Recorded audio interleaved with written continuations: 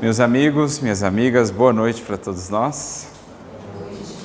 Que Jesus nos abençoe nesta noite de estudos, que a sublime paz do Mestre possa envolver a todos nós.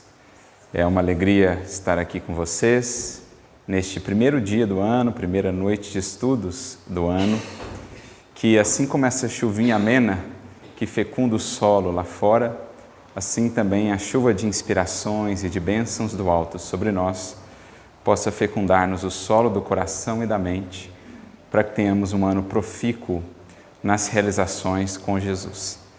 Então, que Ele abençoe e que inspire a todos nós.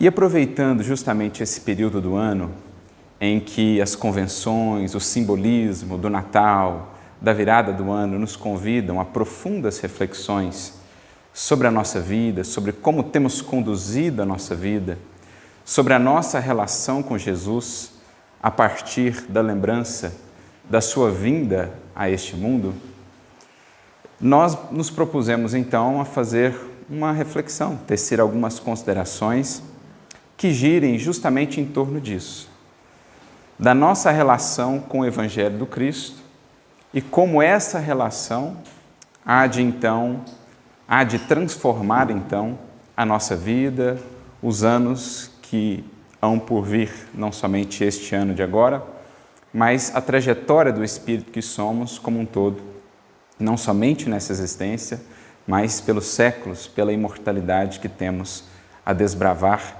e a conhecer. Então, nós nos propusemos a refletir em torno de uma mensagem de Emmanuel, de André Luiz, muito interessante, que se encontra no livro Relicário de Luz, capítulo número 18.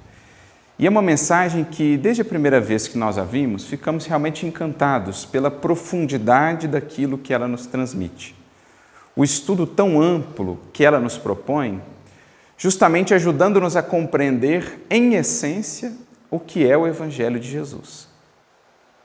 Já que o Natal nos convida a pensar o início da trajetória do Cristo neste mundo, o início da sua missão, e naturalmente a partir daí todos os demais passos, todas as demais marcações da sua estada entre nós, já que somos convidados a refletir e a relembrar isso nesta época do ano, essa mensagem vai justamente nos propor uma transposição que é muito importante, para que entendamos que aquela jornada que se inicia na manjedoura e que passa depois por todos aqueles momentos, aqueles acontecimentos descritos no Evangelho de Jesus, é, em verdade, feita a devida interpretação, também a mesma jornada do discípulo. Por isso o título que nós propusemos, Mestre e Discípulo, a jornada do Evangelho. À luz da realidade espiritual, de uma compreensão espiritual e, portanto, mais profunda do Evangelho, nós vamos notando que todos aqueles acontecimentos lá descritos nos Evangelhos, a epopeia da Boa Nova, não é simplesmente um conjunto de descrições históricas, mas também um conjunto de balizas, de elementos norteadores para a jornada a ser percorrida pelo próprio Espírito, a partir do momento que acolhe o Cristo na sua manjedoura interna, a fim de que então, de fato, o seu destino, a sua vida possam ser renovados. Porque esse período de ano também nos impele a compreender que tempo é campo, agora serviço é plantação. Em vão receberemos mais e mais tempo se não soubermos semear nesse tempo para a colheita dos valores do Espírito na imortalidade. Então, é preciso reforçar o nosso compromisso com o Evangelho, aplicando-o à vida para que do tempo nos alcemos de fato à imortalidade, aos planos mais elevados de vida e evolução, que são a meta para todos nós. Então, esse é o intuito da nossa reflexão nessa noite. Partindo dessa mensagem que será a nossa condutora, a mensagem de André Luiz, analisarmos como cada marco mais fundamental da jornada de Jesus neste mundo, desde a manjedoura até a consumação na cruz e depois na ressurreição, representam marcos a serem entendidos, vivenciados dentro de nós. Por isso, vamos então a essa mensagem, mais uma vez, no livro Relicário de Luz, capítulo 18, chamada Mestre e Discípulo, que nos traz, portanto, essa ideia essencial de que a jornada do Mestre nesse mundo prefigura, é uma representação da jornada de cada um de nós, enquanto discípulos, na consolidação do Evangelho, da Boa Nova em nós. E aí, comecemos então pelo princípio. Diz-nos André Luiz: nasce o Mestre na manjedoura do coração.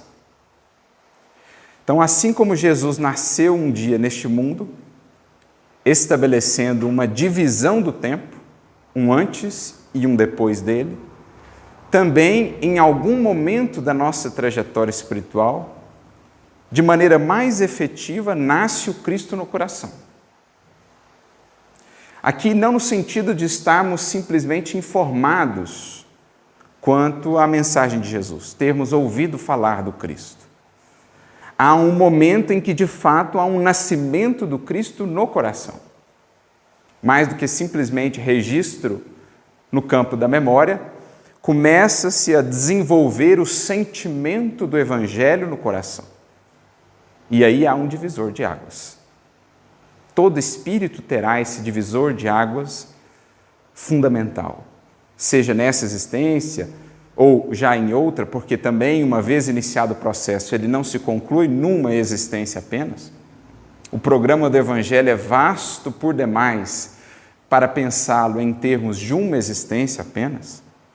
Como diria o apóstolo Paulo, na sua primeira carta aos Coríntios, capítulo 15, se temos esperança em Cristo, ou no projeto do Evangelho, somente nesta existência somos as mais miseráveis das criaturas. Porque é um projeto vasto, amplo, diz respeito à imortalidade, diz respeito a todo o porvir do Espírito. Claro que isso também não servirá para nós de justificativa para postergarmos realizações que já nos competem, para as quais já temos a devida consciência. Mas é preciso pensar o Evangelho em termos de vida do Espírito, e não da simples personalidade. Então estamos começando agora, vamos nos empenhar agora para fazer ao máximo, aproveitar ao máximo a ocasião que nos é dada na atual encarnação, mas com a compreensão também de que esse projeto se expande para muito além disso. Então é preciso essa visão espiritual do que seja o projeto do Evangelho. Mas existe então aquele momento na trajetória do Espírito em que ele desperta mais propriamente para os seus compromissos com Jesus, em que a voz do Cristo ecoa de maneira mais profunda. Geralmente depois de muitos caminhos de ilusão percorridos, que culminaram ou em abismos de dor, de decepção, em espinheirais de sofrimento, o Espírito, depois de percorrer esses muitos caminhos nas várias trajetórias por este mundo, chega o momento em que ele pensa: é preciso buscar um outro caminho, é preciso buscar o caminho. E aí a luz do Cristo surge mais brilhante do que nunca no seu horizonte espiritual, como se deu um dia, por exemplo, com Saulo de Tarso. Depois de muito ir e vir, nas buscas da vaidade, do orgulho, da ilusão, em determinado momento, a própria decepção, o próprio vazio a que aquelas buscas humanas o haviam levado, o fizeram chegar a Damasco, que mais do que um local físico, representa um estado de espírito. Basta ver a descrição de Emmanuel no livro Paulo Estevão, acerca do estado de espírito de Saulo na jornada para Damasco. Não se fala ali de um deserto exterior apenas, essencialmente se fala de um deserto íntimo, uma alma sedenta, uma alma estéril, apesar de todas as conquistas de natureza exterior ou intelectual. Faltava a árvore da vida, os frutos saborosos do Espírito. E é então que o Cristo encontra ascendência, ou melhor, espaço para fazer-se brilhar naquela mente. Da mesma forma, Madalena, desiludida quanto às facilidades do mundo, os prazeres materiais, então Cristo surge mais brilhante, convidativo do que nunca, aquela alma. Assim também para todos nós, em algum momento, há esse chamamento que ecoa de maneira mais profunda e eloquente em nossas almas, convidando-nos a, de fato, nos abrirmos a Jesus, não mais no plano da simples racionalidade ou do simples intelecto, que é também importante, é um aspecto do desenvolvimento do ser, mas é preciso que o Cristo alcance o coração para que, de fato, inicie o grande trabalho de transformação que é a meta do Evangelho. Como ele mesmo descreveria naquele diálogo com Hanan, para nós descrito no livro Boa Nova. O reino de Deus é a obra divina no coração do homem, no coração da criatura humana. Então, a gente vai percorrendo os caminhos da vida, vai construindo uma série de projetos, vai dando vazão a uma série de anseios, mas muitas das vezes desconectados daquilo que é o mais fundamental da vida, da lei divina, até que, no momento em que nos vemos assim refletindo sobre os caminhos percorridos até ali, damos de cara com Cristo e com a sua mensagem que se faz agora tão atraente, como alguém que, caminhando, perambulando por um deserto, enfim, encontrasse um oásis. Isso é tão interessante, é o fato, por exemplo, de Jesus ter nascido à noite, já nos carrega aí uma mensagem simbólica, é muitas vezes na noite da desesperança, do pessimismo ou da revolta, em que o Cristo, enfim, vai fazer-se brilhar, mas o fato também dele ter nascido num período de censo.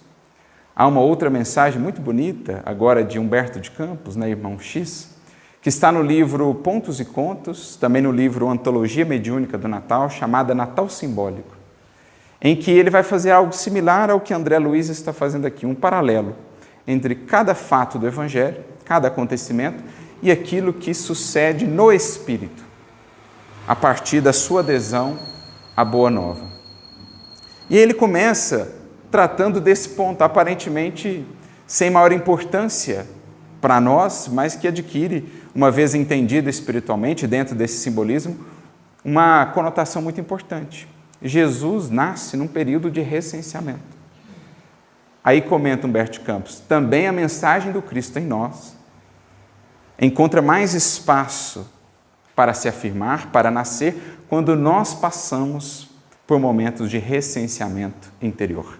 Isto é, quando passamos a questionar, a analisar, a fazer um censo, Quais as minhas buscas? Quais as minhas metas?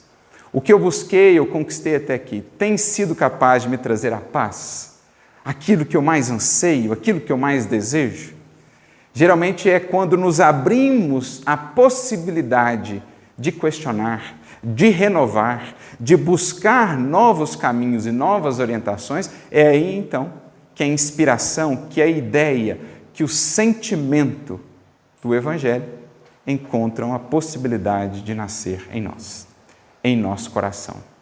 Porque isso denota já uma abertura de sentimento, um prenúncio de humildade, a possibilidade de escolher de maneira diferente, a possibilidade de sair das ideias, dos modos de ação já cristalizados, isso denota abertura à renovação.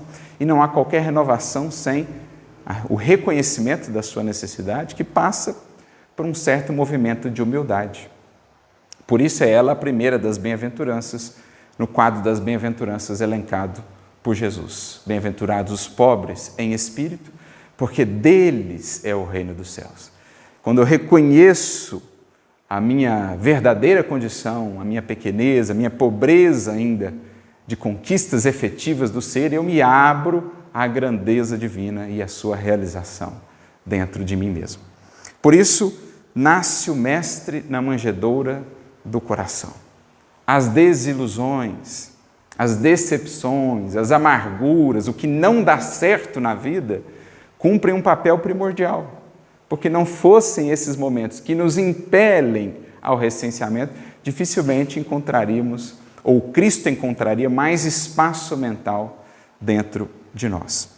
E, de novo, a importância de atentarmos aqui para o coração. Isso é muito importante porque recordamos aqui daquele caso do apóstolo Paulo, uma de suas maiores decepções em vida durante a sua missão, que foi justamente quando esteve em Atenas, falando do Evangelho de Jesus. E dentre todas as cidades pelas quais havia passado até então, aquela foi a única em que ele não conseguiu deixar ali um núcleo de estudos da mensagem de Jesus. E por quê? Aquela cidade que era a representação do intelecto humano, da filosofia, da sabedoria, por que ela se fez assim tão refratária aos corações que ali estavam à mensagem de Jesus? Justamente por isso. O intelecto apartado do sentimento, apartado do coração, da humildade, da sensibilidade, dificilmente poderá reconhecer a grandeza do Cristo.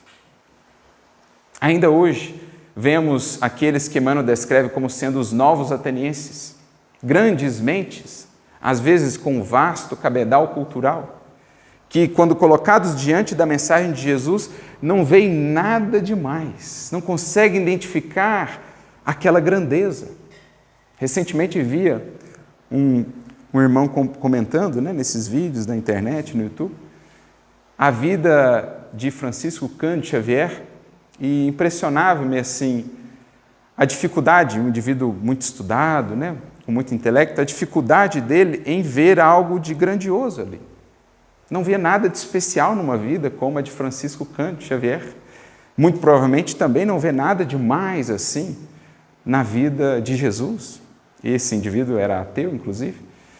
Então, você vê que a cultura por si, o estudo, a instrução, não nos predispõe necessariamente a essa sensibilidade, para reconhecer esse outro tipo de grandeza.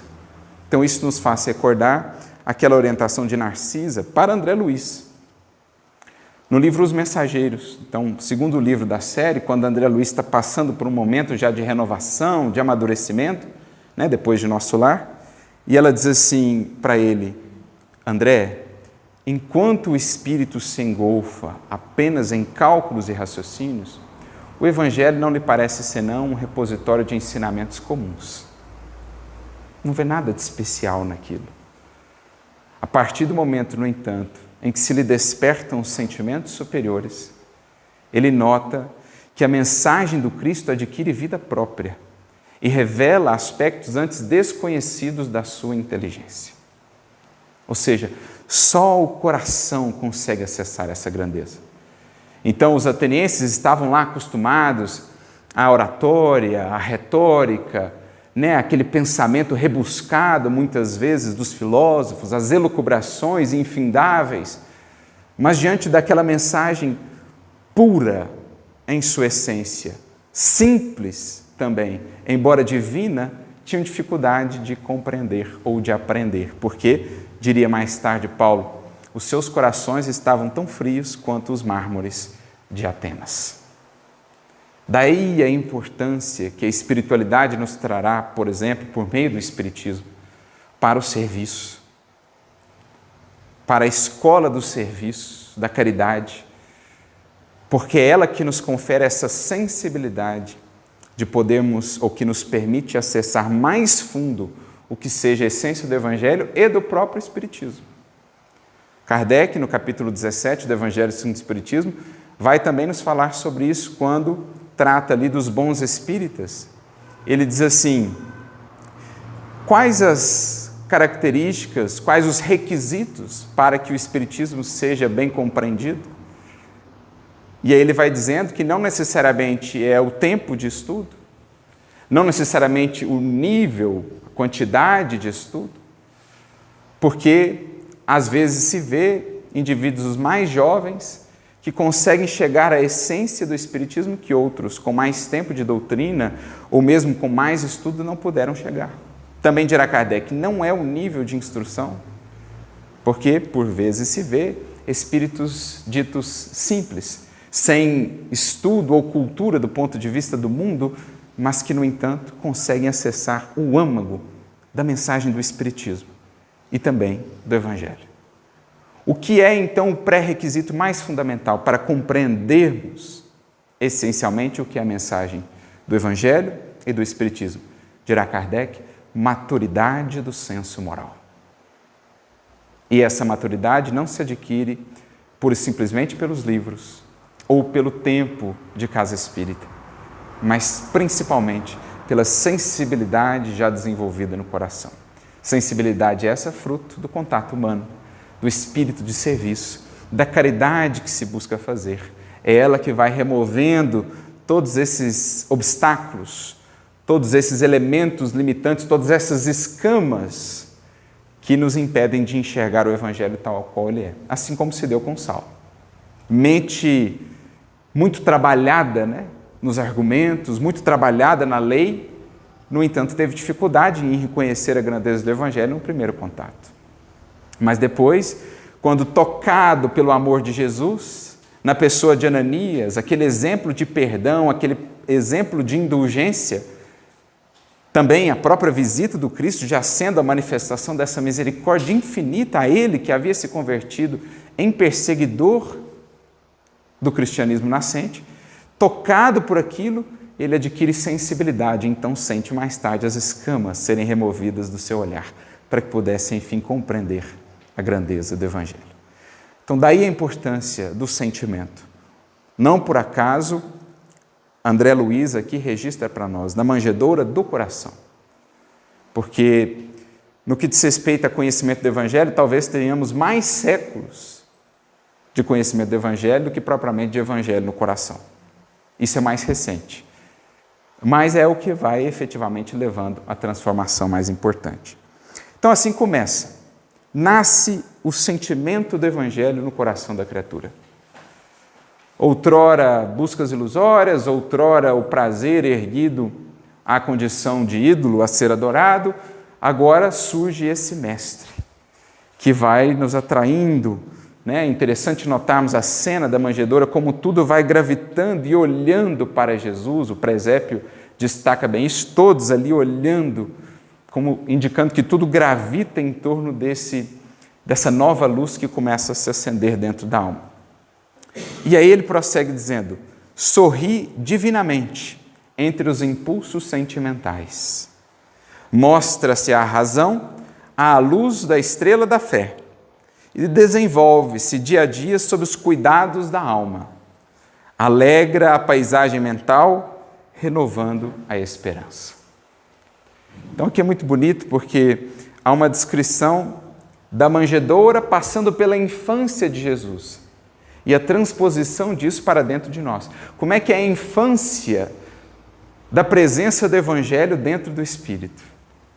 Ele nasceu, agora ele começa a realizar aquilo que Jesus um dia realizou no mundo, que está lá registrado na epopeia do Evangelho. Primeiro, sorri divinamente entre os impulsos sentimentais. Os animaizinhos ali que compõem a cena da manjedoura têm também a sua razão de ser. Representam a animalidade humana que é preciso seja atraída à luz do Cristo para ser transformada. Não é o que nós aprendemos em termos de evolução com o Espiritismo? Kardec, quando vai tratar, juntamente com os Espíritos, das paixões, questões 907, 908 de O Livro dos Espíritos, ele vai perguntar assim, olha, o princípio das paixões, ele é mau em si mesmo? E os Espíritos responderão, não. Foram colocados na criatura humana para o bem. O problema está no excesso, quando foge ao controle da vontade. E eles usam, inclusive, o exemplo de um corcel, a representar a animalidade da criatura que precisa ser domada. Domada pela consciência, pela lucidez que representa o Cristo nascente no mundo interior. Consciência, discernimento, a vontade que então se ergue à condição de governadora do mundo, do cosmo íntimo, como vemos Emmanuel descrever no capítulo 2 do livro Pensamento e Vida. Então não é eliminar as paixões, é cativar, como diz aqui, sorrir divinamente entre esses impulsos, é trazer esses impulsos para o nosso controle. e orientá-los. Essas forças que, por ora descontroladas, nos levam aos atos infelizes, nos levam ao cativeiro das paixões, uma vez controlados, esses impulsos serão as forças de realização para o espírito, na imensa jornada a percorrer. Então, na comparação que os espíritos trazem a Kardec, o corcel desgovernado é um grande problema, mas sob controle é um imenso aliado. Então, as forças da natureza, por exemplo, fora de nós, desgovernadas, representam destruição. Vide a água, vide o fogo. Mas devidamente controladas, são extremamente úteis. Que seria do progresso humano sem essas forças da natureza devidamente utilizadas e governadas? Está aí uma usina hidrelétrica para nos exemplificar isso. Estão aí todas as indústrias e usinas que servem-se, por exemplo, do fogo, o próprio motor do nosso carro. Então, essas forças governadas são um manancial de progresso, também dentro do ser. As mesmas forças que estão por detrás do fanatismo, do prazer desequilibrado, do orgulho insensato, de tudo aquilo que pudermos elencar como paixões, são essas mesmas forças, devidamente atraídas pelo Cristo a representar consciência espiritual, são essas forças que vão patrocinar o progresso do ser. Ou teremos dificuldade de entender que a mesma força que movia Saulo no seu propósito fanático e intransigente de perseguir, é a força que o fez vencer chibatadas e pedradas e açoites sem conta pela causa do Evangelho. De onde vinha toda aquela força, toda aquela potência? Apenas de uma reestruturação das mesmas forças outrora aplicadas aos desvios, aos excessos. Então, o primeiro movimento da ideia nascente do Cristo em nós é atrair aquilo que outrora estava por detrás das paixões e dos excessos para ir aos poucos orientando melhor essas forças, no uso adequado, regido pela vontade. O Emmanuel tem uma mensagem muito interessante, chamada No Banquete do Evangelho, em que ele vai relembrar aquela passagem do Evangelho, quando Jesus diz assim: quando derdes um banquete, não convide as pessoas que são conhecidas, os seus amigos, convide os coxos, os estropiados, os maltrapilhos.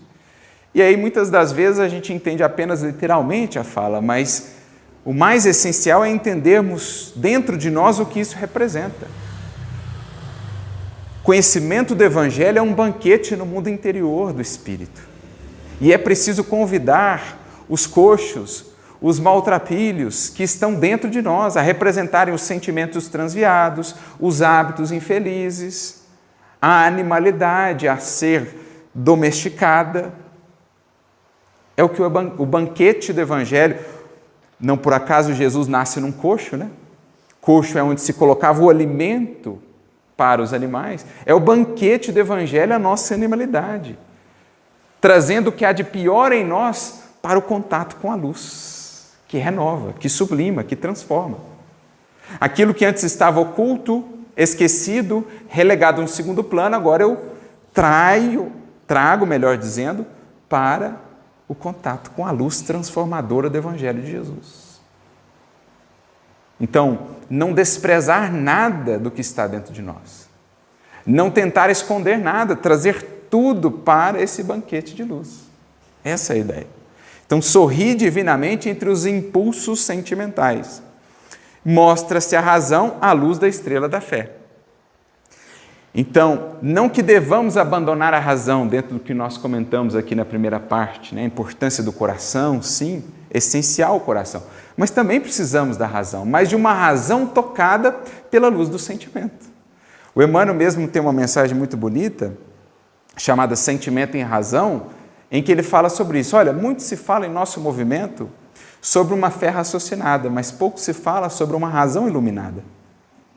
Porque há, de fato, fé raciocinada sem que a razão esteja iluminada? É só olhar para o mundo, gente. É só olhar para a história da humanidade. Nós já justificamos com a razão desvirtuada absolutamente tudo. Uma inteligência apartada do amor, da lucidez, ela justifica tudo. Olha quantas coisas a gente já considerou como razoáveis, já estiveram em nossos códigos de leis. Por quê? Uma razão não iluminada, uma razão enviesada pelo orgulho, pelo preconceito, pelo egoísmo, pelo interesse pessoal. Então não há fé efetivamente raciocinada se não tivermos uma razão iluminada, isto é, uma razão humilde, amorosa, porque essa razão então terá o devido discernimento, não se perderá nas tramas do interesse, do viés, da sombra. Então é isso, o Cristo, o sentimento renovado do Evangelho vai projetando-se agora também ao raciocínio, esclarecendo o nosso raciocínio, abrindo campo para uma renovação de uma série de raciocínios, de ideias há muito cristalizadas. Isso está representado na cena da manjedoura, na chegada dos magos, que era um símbolo ali da sabedoria, digamos assim. Eram indivíduos que estudavam e que vêm de locais distantes curvarem-se, prostrarem-se à luz de Jesus. Ora, nós trazemos às vezes de épocas remotas muitas ideias cristalizadas, às vezes uma vasta cultura espiritual. Já percorremos aí bibliotecas em todas as culturas, já nos debruçamos sobre livros, tradições das mais diferentes denominações espirituais ou povos, enfim. Só que tudo isso muitas vezes estava ali, destituído de sentimento, destituído dessa luz que pudesse discernir o que é humano e o que de fato é divino. Então tudo isso agora vai vindo ao contato com a luz de Jesus para que a gente possa alcançar agora uma real possibilidade de raciocinar à luz da realidade espiritual e não mais simplesmente dentro dos brilhos e das convenções humanas, digamos assim. E aí, desenvolve-se dia a dia sob os cuidados da alma. Assim como Jesus, lá sob os cuidados de Maria, de José, foi se desenvolvendo, como diz o texto bíblico, foi crescendo em graça, estatura e sabedoria, assim também a ideia, o sentimento do Cristo em nós. Nada na vida desenvolve-se sem cuidado, sem perseverança. Nenhum projeto no mundo se mantém, se aprimora, sem que a ele dediquemos tempo, cuidado, atenção, zelo. Qualquer lavrador sabe disso, não basta simplesmente lançar a semente e não acompanhar ali o processo, proteger contra as ervas daninhas, regar quando o tempo é mais seco, enfim. Há o cuidado uma vez lançada a semente. Assim também a ideia do Cristo em nós. Não basta simplesmente ouvir falar de Jesus, de semana em semana. Aquele dia da semana, aquela hora eu ouço falar dele, depois o meu contato com ele é quase nulo no resto da minha semana, no resto dos meus dias. É preciso conviver com o Mestre. Isso é regar, isso é cultivar, isso é amamentar a ideia crescente, a presença do Cristo em nós. Não se estabelece comunhão com Jesus sem convívio. Não se estabelece vínculo com o sentimento do Cristo, com o pensamento do Mestre, sem interação diária, de preferência, com o seu sentir e com o seu pensar. Daí a importância da oração, daí a importância do estudo. Não só o estudo aqui, quando ouvimos uma palestra, quando participamos de um grupo de estudo, mas também o nosso estudo pessoal, o nosso momento de silêncio, de contato, de diálogo com o Mestre. Seja na oração, seja numa leitura, porque o livro nos propicia isso. Como disse um dia Jesus a Pedro, Pedro, quando quiseres conversar comigo, lembra-te que o Evangelho tem a minha palavra. Ler, portanto, o Evangelho é conversar com o Mestre, é buscar orientação com Ele. Isso é fazer com que Ele cresça dia a dia em nós, sob os cuidados da alma, como diz aqui André Luiz. E aí o que vai acontecendo? Ele vai alegrando a paisagem mental, renovando a esperança. Nós temos muito poucos relatos da infância de Jesus, mesmo no Evangelho e na obra espírita. Temos algumas informações, por exemplo, no livro Boa Nova. Ali no capítulo 3, Maria, em diálogo com Isabel, elas falam um pouco da infância de ambos, né, de João Batista e de Jesus, e a alegria que ele trazia para casa. Vocês imaginem só Jesus, vez ou outra aparecia ali na sua casa, trazendo de mãos dadas algum dos aflitos que passava por aquela região, alguns necessitados, a alegria com que ele ia para a oficina de seu pai ajudá-lo. Então Maria fala da alegria que aquela criança ia imprimindo na vida daquele lar.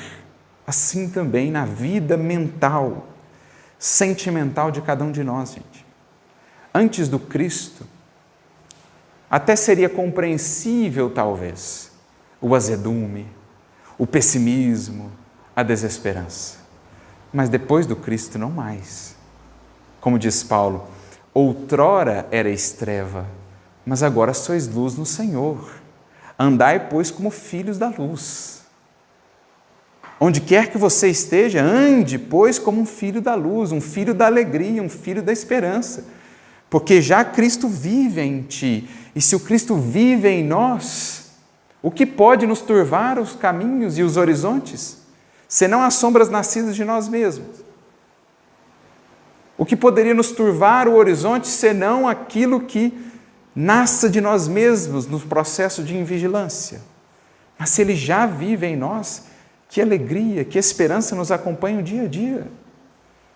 Quantas certezas não estão já conosco, a partir do momento em que de fato o aceitamos em nossa vida interior. A certeza de um amparo incondicional, a certeza de uma misericórdia sem limites, a certeza do triunfo do bem, sejam quais forem os cenários atuais do mundo, a certeza de uma vida que transcende e se expande para além da morte, a certeza de uma providência divina que vela por cada filho seu, a certeza de que o universo é regido por leis indefectíveis. Como sermos pessimistas? Como não existir dentro de nós alegria na presença de tantas certezas que nos dão bases tão seguras e sólidas para a caminhada? Então é isso que Jesus, ou a ideia crescente do Evangelho, vai fazendo numa alma. Então é de se notar. A vida transformada pelo Evangelho, ela de repente ela começa a se iluminar. A criatura outrora era aquela sombra, era aquela angústia, era aquele pessimismo. De repente, a sua afeição parece que se acende. Onde antes existia aquela afeição, geralmente a transparecer angústia, pessimismo, agora há sempre um não sei quê, algo que não podemos descrever, que transparece confiança, transparece serenidade, transparece esperança. É o coração tocado, habitado pelo Cristo. Mesmo nos dias de maior luta, às vezes existem até lágrimas nos olhos, mas a afeição irradia serenidade e paz. Como dizem aqueles que puderam conviver com Chico, com Jerônimo Mendonça, mesmo nos dias de mais intensa luta, as feições transpareciam paz, esperança e alegria. Porque é a luz que se projeta de dentro e irradia-se para fora por todos os canais do ser. Dos olhos, principalmente, que são a candeia da alma, mas também da feição em si, da própria vibração e presença espiritual. Ainda menino, sobe ao templo do cérebro e fala com simplicidade, confundindo raciocínios doutos. Então, mais uma vez, se o sentimento está sendo trabalhado pelo Evangelho, lá vai a ideia do Cristo buscar o cérebro. Buscar ali os raciocínios doutos de muitos séculos, cristalizados no orgulho, na prepotência, na arrogância, para, com a simplicidade, despertá-los para novas realidades. Então, nós trazemos esses doutores aqui no cérebro, de há muito tempo, e é a simplicidade da ideia nascente do Evangelho em nós, o Cristo criança que vai buscá-los, dialogar com eles e impressioná-los. Certas ideias, certos hábitos, certas perspectivas que sequer considerávamos a possibilidade de mudar, agora, coração mais ameno, mais sensibilizado, a gente vai percebendo a importância, Quão fundamental é renovar certos modos de raciocinar e de pensar. Aquela intransigência que trazíamos do pretérito, a dureza inflexível para com outros, a prepotência em certos aspectos da vida, a arrogância, o orgulho, aquilo que antes dominava, o templo do nosso cérebro, vão sendo agora confundidos, todos esses raciocínios doutos, por aquela nova compreensão que o Evangelho vai trazendo para o nosso mundo interior. Também certos quadros de valores que antes tínhamos, Não, vencer é isso, triunfar é aquilo, glória é isso, projeto é este. De repente, com o Evangelho, tudo que antes ocupava as principais posições para nós, vai caindo aos últimos lugares. E tudo que era desprezado antes vai subindo às primeiras posições. Porque o Evangelho promove uma completa transformação do quadro de valores do ser, da existência. Perdão antes era símbolo de fraqueza. Agora denota mais pura e verdadeira grandeza. Não aceitar desaforo antes era o modus operandi. Agora, à luz do Evangelho, é hábito deixar para o passado. Então, uma série de coisas cristalizadas em nós, que norteavam o nosso agir, o nosso existir, vão sendo confundidas, vão sendo convidadas a transformar a partir desse diálogo que vai se estabelecendo entre os nossos antigos raciocínios e a ideia nova do Evangelho, que vai ganhando presença dentro de nós. Então ele vai lá no templo do cérebro, falando com simplicidade, confundindo os raciocínios doutos, porque para entender a essência do Evangelho, mais uma vez, se pede humildade e simplicidade. Como disse Jesus, certa feita, glória te dou, ó Pai, porque ocultaste estas coisas aos sábios e aos entendidos e as revelaste aos pequeninos. Então, enquanto existir em nós essa arrogância de que eu sei muito, de que eu sou muito, eu ainda não estou habilitado a alcançar a essência do Evangelho. A partir do momento em que eu, nesse diálogo com Jesus, vou me fazendo pequenino, me reconhecendo como tal, eu vou então me abrindo à verdadeira sabedoria, como um dia Sócrates também o compreendeu antes mesmo de Jesus. Sábio não é aquele que, digamos assim, computa o quanto já sabe. Sábio não é aquele que analisa, que conta ali, o quanto ele já sabe. Sábio é aquele que analisa o quanto ainda desconhece, o quanto ainda tem por aprender. Esse entrou efetivamente na via de sabedoria. Então ele não olha para aquilo que já ajuntou em termos de conhecimentos, ele olha para o quanto ainda lhe cabe ajuntar. Esse é o verdadeiro sábio. Ao passo que o outro que fica olhando para aquilo que já conquistou, se crê já, digamos assim, num ápice, numa certa condição de suprassumo, quando distante está da verdadeira sabedoria. Prossegue a jornada de Jesus no mundo, a jornada da ideia, do sentimento do Evangelho dentro de nós. Movimenta-se desde então no cosmos individual. Aproveita sentimentos singelos, como se valeu de pescadores humildes e começa o apostolado da conversão do aprendiz. Então a gente viu Jesus chegando na manjedoura, a gente viu a infância, a juventude dele, ele subindo ao templo do cérebro para colocar por terra os doutos raciocínios de outrora, e agora a gente começa a ver ele iniciando efetivamente o trabalho mais profundo de transformação, aqui mencionado como sendo de conversão do aprendiz. E aí o André Luiz ele já coloca uma palavrinha aqui que é muito importante, Movimenta-se desde então no cosmos individual. Essa palavra cosmos vem do grego, foi utilizada ali das primeiras vezes que se tem notícia por Pitágoras para descrever o universo como um todo. Só que não é simplesmente um sinônimo de universo, de mundo, também, mas há na etimologia da palavra algo mais profundo ainda, porque cosmos denota ordenação, harmonia. Então, Pitágoras olhava para o universo ilimitado e via ordem, via harmonia. De modo que cosmos era a palavra antítese a caos, lá no grego.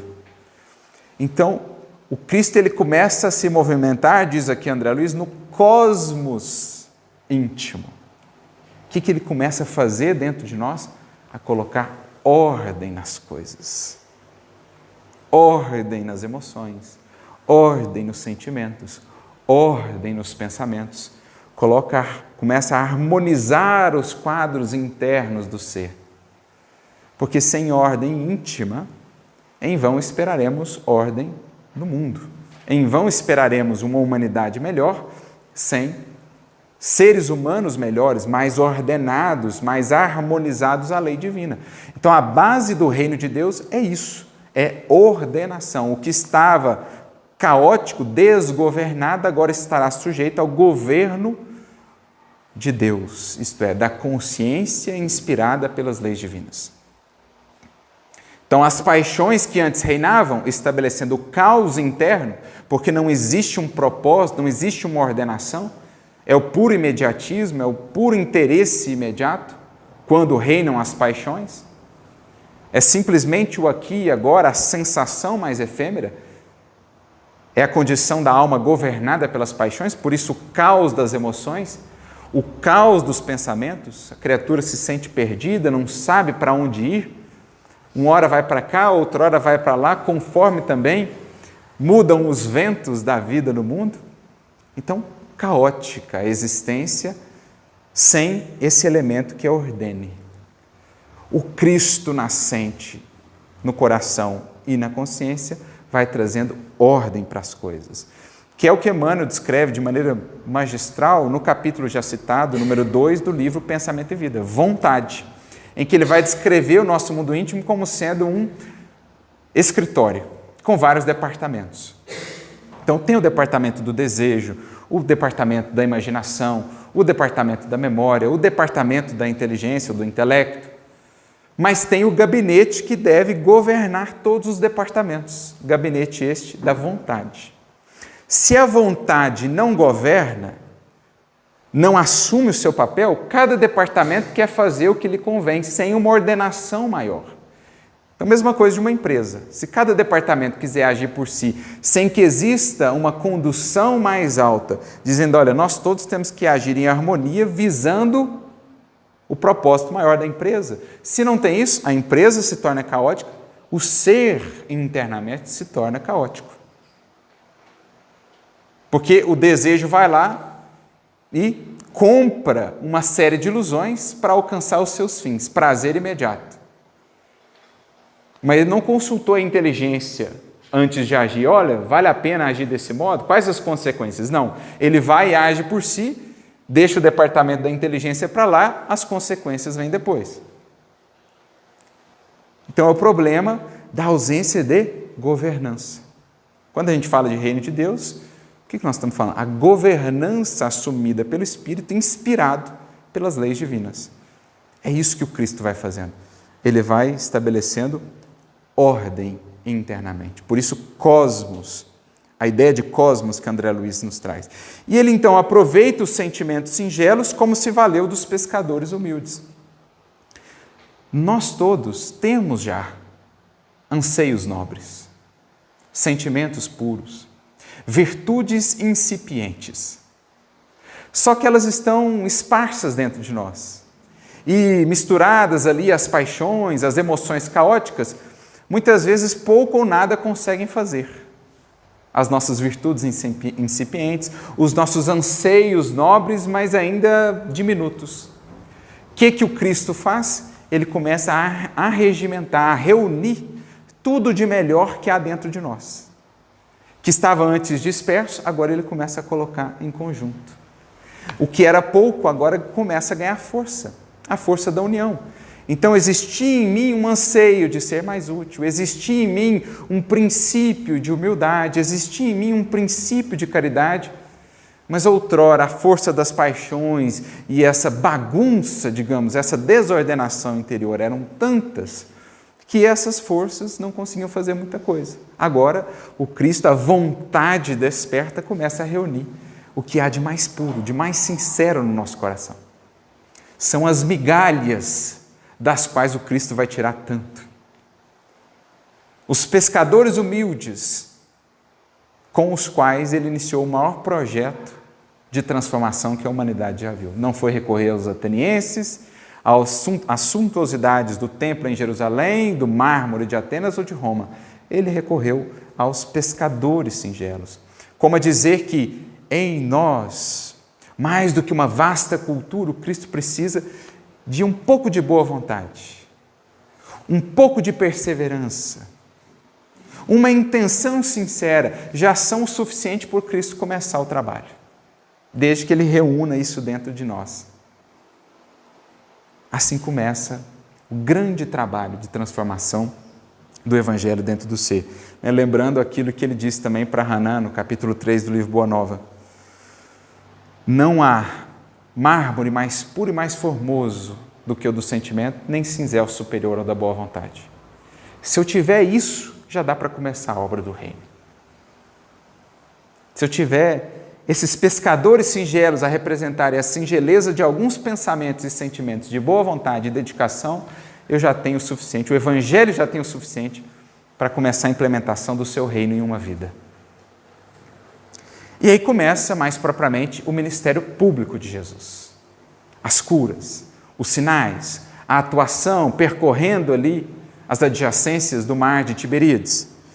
Devolve movimento no coração paralítico, restitui a visão aos olhos enganados, limpa a lepra do mal ao pensamento invigilante. Então, o que ele fez lá com aqueles corpos, as curas físicas, denotam aspectos espirituais de cura em nós.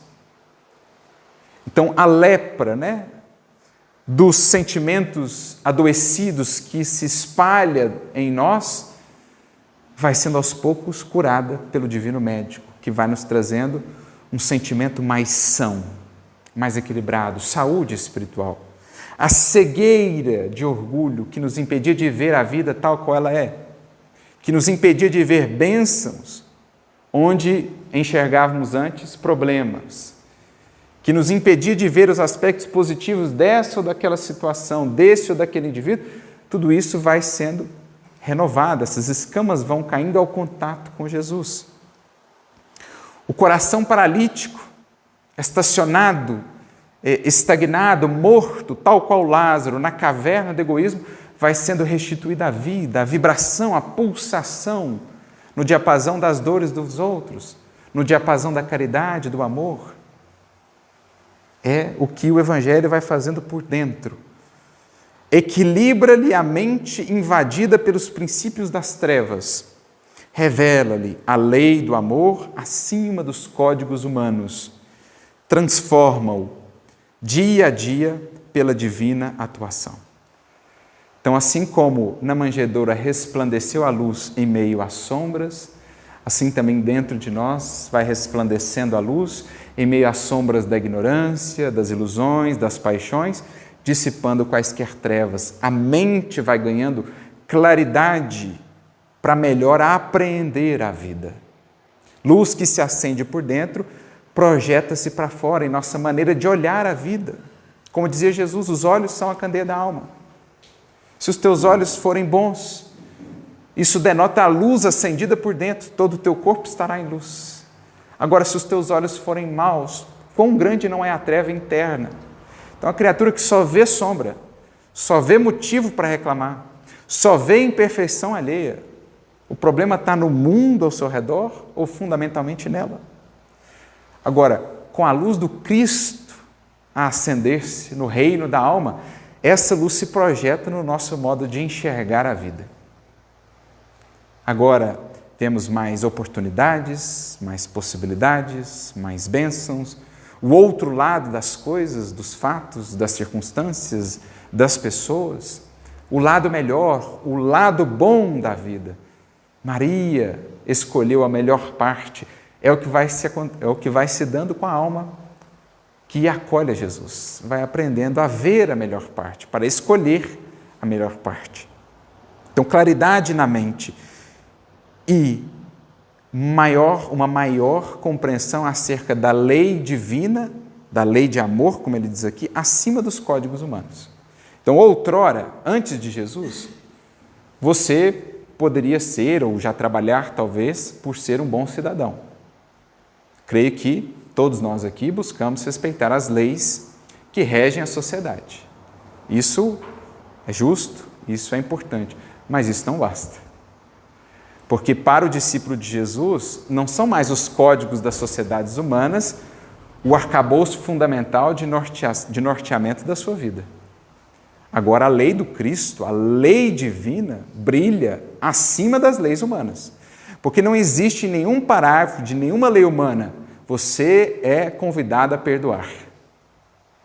O perdão é o imperativo da vida. Não existe isso em nenhuma lei humana, nenhum código de nenhuma sociedade humana. Mas para o cristão, esse código já brilha, claro, como programa a ser atendido. Ou seja, a proposta do Cristo vai muito além das leis humanas. É o que Jesus diz naquele bonito discurso no Sermão do Monte, quando ele fala: ouvistes o que foi dito, eu, porém, vos digo. O ouvistes o que foi dito é até onde vai a lei humana, a lei dos homens. Eu, porém, vos digo é onde começa o além com Jesus. Por isso a pergunta dele lá: que fazeis de especial? Amar os que vos amam? Qualquer um faz. Isso é do mundo, isso é o básico. Caminhar a primeira milha, muitos farão. Agora, e a segunda? E o além? E o depois? E o que não está nos códigos do bom cidadão, mas estão nos códigos do espírito consciente? Aí é evangelho. Então, existem muitas leis, muitos imperativos que surgem para o espírito que abraçou o evangelho, que não estarão nos códigos dos homens. Esse é o ir além com Jesus.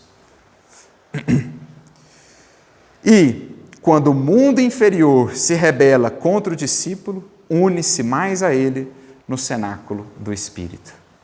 Dá-lhe instruções baseadas na submissão a Deus, revela-lhe o mundo maior, glorificando o sacrifício, dilata-lhe a personalidade, exemplificando a renúncia, e eleva-lhe a estatura, semeando entendimento. Então, a gente está acompanhando a jornada de Jesus lá no Evangelho e dentro de nós. Então, estamos chegando já próximos da crucificação. A resistência da sombra vai se tornando maior. Cristo, então, reúne os discípulos para a última ceia, o cenáculo. A questão é, também dentro de nós, à medida que a ideia do Evangelho vai ganhando força, espaço, as sombras, dentro e fora de nós, buscarão fazer de tudo para limitar a ideia ou esse propósito que vai se afirmando. Então, esperemos resistência, interna e externamente. Os velhos hábitos, as velhas posturas farão de tudo para não ceder terreno. Os velhos comparsas de outrora, espíritos que ainda nos acompanham, mas também o próprio modo de ser do mundo ainda, nos apresentarão muitas resistências. Então, por exemplo, ao indivíduo que quer ser bom, que quer ser justo, que quer ser indulgente, o mundo muitas vezes vai taxar de ignorante, de ingênuo, de tolo.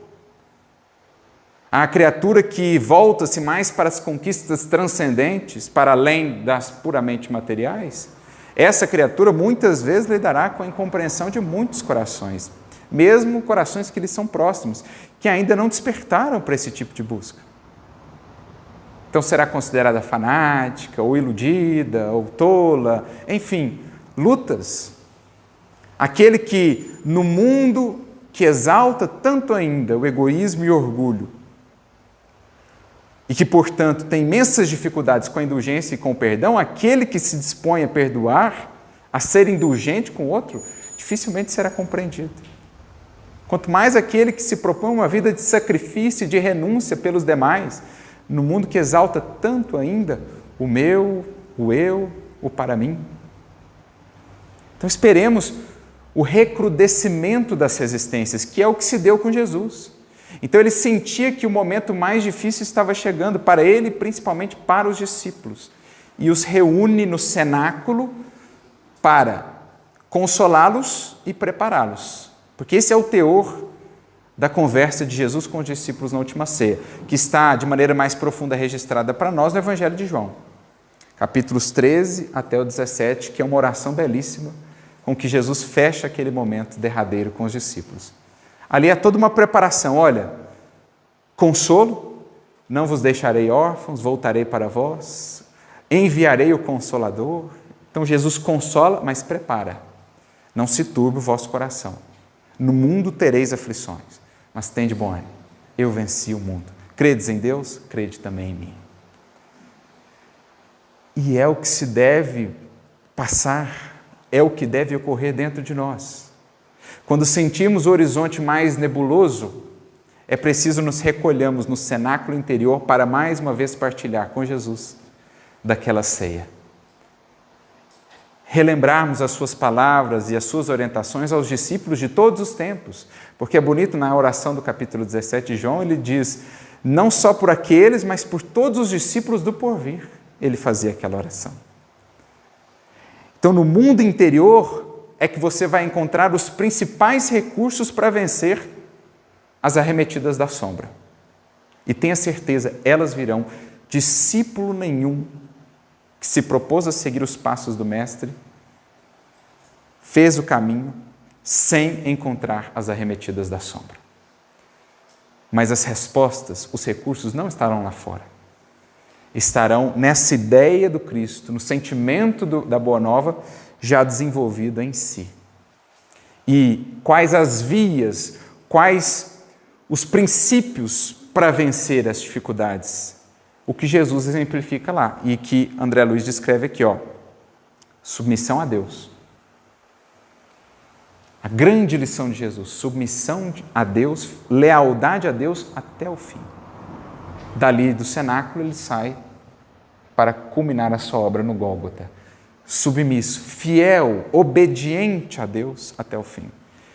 Então, longe disso, a gente pode fugir dos problemas, mas não resolvê-los. Alguém me caluniou. Posso revidar, posso guardar mágoa, tal. Estarei resolvendo o problema? Não, só postergando a resolução para depois. Como que eu resolvo? Sendo fiel a Deus. E o que é ser fiel a Deus nesse caso? Perdoar. Não tem solução para os nossos problemas longe da lei divina, longe do Evangelho. Achar que a gente resolve os problemas não fazendo o que Jesus nos ensinou é iludir-nos. Só a submissão a Deus, expressa integralmente no Cristo, a gente resolve de fato os problemas para passar para os próximos. Porque a vida é isso, evoluir é isso. Resolvemos problemas aqui para encontrá-los novos, mais desafiadores amanhã. Até o dia que desses problemas não mais estejamos precisados, mas evoluir é isso. Agora, só os resolvemos sendo fiéis a Deus. Então, submissão a Deus revela-lhe o mundo maior, glorificando o sacrifício. O egoísmo não resolve nada na nossa vida.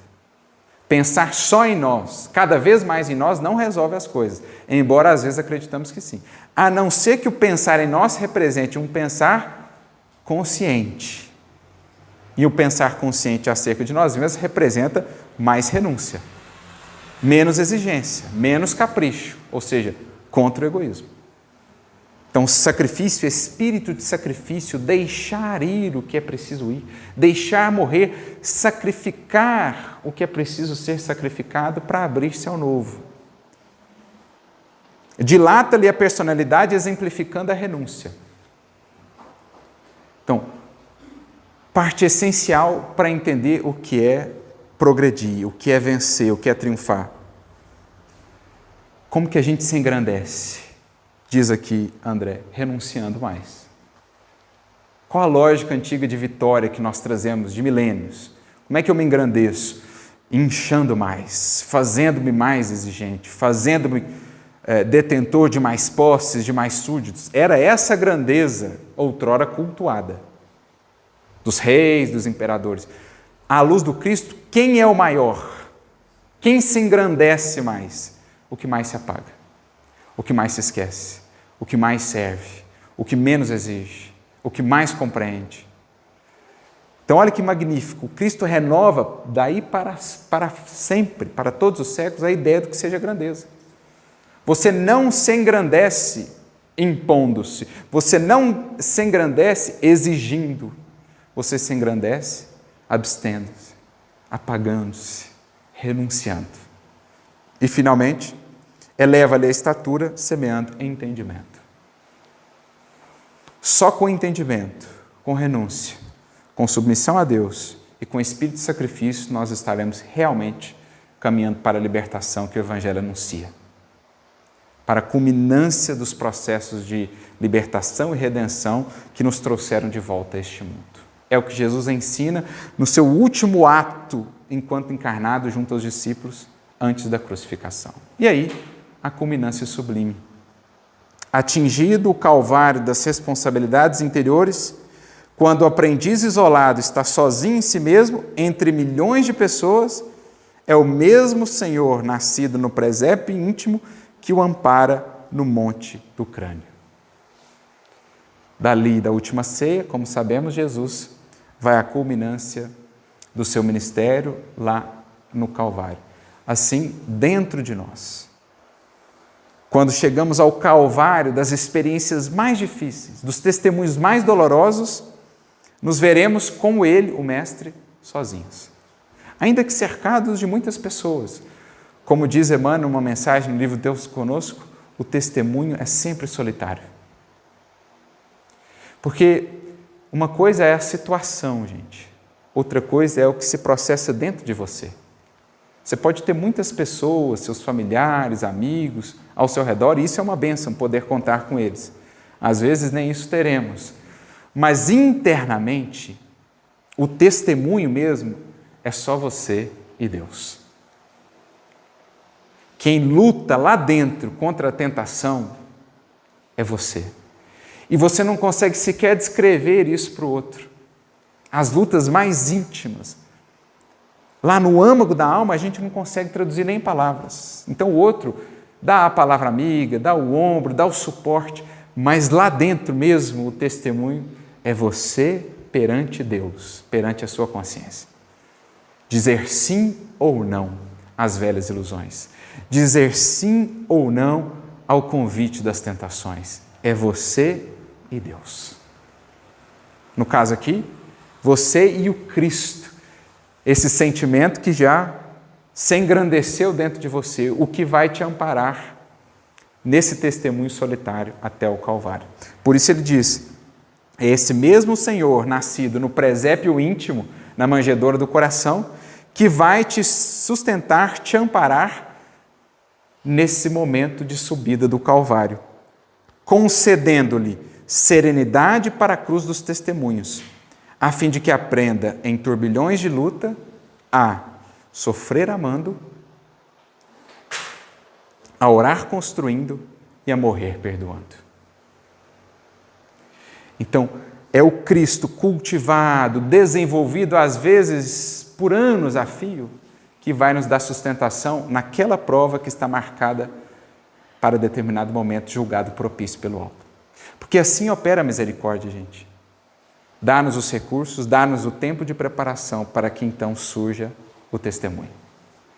E aí dependerá do quanto cada um soube ou não aproveitar o recurso recebido, o tempo conferido, se soube ou não construir essa presença viva, a comunhão com Cristo, para ter ou não recursos para superar o testemunho. Quem viveu de maneira invigilante, quem não construiu com Jesus essa comunhão, essa intimidade antes da luta mais áspera, terá muito mais dificuldades ou será muito mais difícil sobrepor determinada prova, determinado testemunho. Agora, aquele que construiu essa relação antes, que preparou-se às vezes por anos ou por encarnações para um determinado testemunho, ali estará o Senhor a lhe dar essa sustentação. Por isso, Emmanuel tem uma mensagem chamada No Grande Minuto, se não me falha a memória, em que ele fala das crises. E ele diz assim, às vezes nós nos preparamos por muitos anos ou por séculos mesmo para vivermos aquele momento chamado crise. E aí, se nós tivermos construído essa comunhão, o Cristo estará ali para nos ensinar a sofrer amando, porque não basta sofrer. Sofrer por sofrer, todo mundo sofre. É preciso extrair de sofrimento crescimento. Esse é o bem sofrer. Não basta também só orar. É preciso orar construindo. É preciso orar mobilizando mãos e coração em serviço para de fato transformar o porvir. E também não basta morrer para nos alçarmos a páramos de mais glória e elevação. É preciso morrer sem qualquer amarra em relação ao mundo ou ao pretérito. Por isso, morrer perdoando. para que em pleno infinito da ressurreição eterna, então, vencida a cruz, o Cristo que resplandece de maneira ainda mais bela lá no Evangelho, mas também dentro do discípulo, para que em pleno infinito da ressurreição eterna haja mais luz divina sobre as trevas humanas, mais alegria celeste sobre as dores terrenas, e a nova bênção resplandeça no círculo das criaturas em favor de nossa redenção para um mundo melhor. Então, Cristo foi para o mundo, para os séculos, a vitória da luz sobre as trevas humanas, da luz divina sobre as trevas humanas, da alegria celeste sobre as dores terrenas. Assim também, numa vida, quando Cristo triunfa, quando o Calvário é vivenciado com esse Espírito, quando há de fato triunfo, ali se afirma a vitória da luz divina sobre as trevas humanas, da alegria celeste sobre as dores terrenas. É agora a presença viva do Cristo no discípulo, culminando aquilo que é a meta de todo aquele que entrou por essa senda. A meta do discípulo não é senão estabelecer uma tal comunhão com o Mestre a ponto de que seja, onde estiver, um representante seu, do seu amor. Por isso, todo discípulo caminha para a condição de apóstolo, que é o mensageiro, o enviado, onde a presença do Cristo se faça viva. Por isso, a culminante, ou a frase de Paulo que culmina a nossa reflexão e que é a meta para todos nós que já abraçamos essa jornada do Evangelho, seguindo pelos passos do Mestre na condição de discípulos, para que um dia possamos dizer, como ele o disse, sem qualquer pretensão ou arrogância: já não sou mais eu quem vive, é o Cristo que vive em mim. Eis a jornada do Evangelho, outrora no mundo, o Cristo como ideia permanente daí por diante para todos os séculos. Eis a jornada do Evangelho em todos nós. Já não seremos mais nós, então, quem viveremos apenas, mas o Cristo viverá em nós.